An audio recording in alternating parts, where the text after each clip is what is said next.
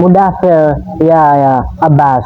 Huyu ni nani? Mudathir Yahya Abbas.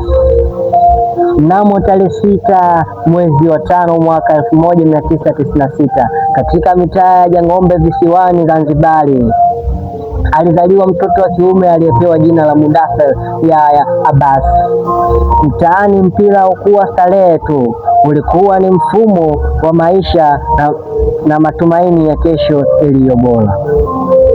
Kama walivyo watoto wengi wa Uswahilini, Mudathir alianza chini sana. Viatu vya mpira vilikuwa ni anasa kwake. Mara nyingi alipiga mpira peku kwenye viwanja vya udongo na mawe.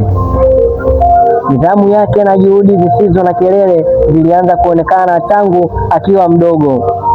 Hakuwa mchezaji wa maneno mengi au mbwembwe, bali ni mtu aliyeacha miguu yake izungumze uwanjani.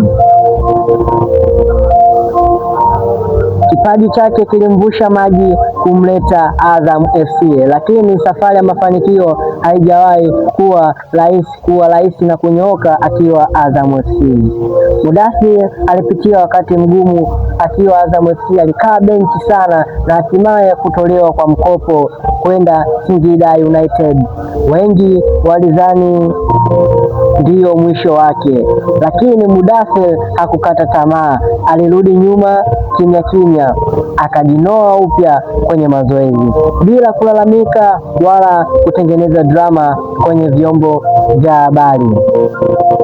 Mnamo Januari 3, 2023 milango ya baraka ikafunguka rasmi. Mudathir Yahya alisainiwa na klabu ya Young Africans kama mchezaji huru. Hapo ndipo injini ya Mzanzibari ilipoanza kunguruma kwa nguvu zote.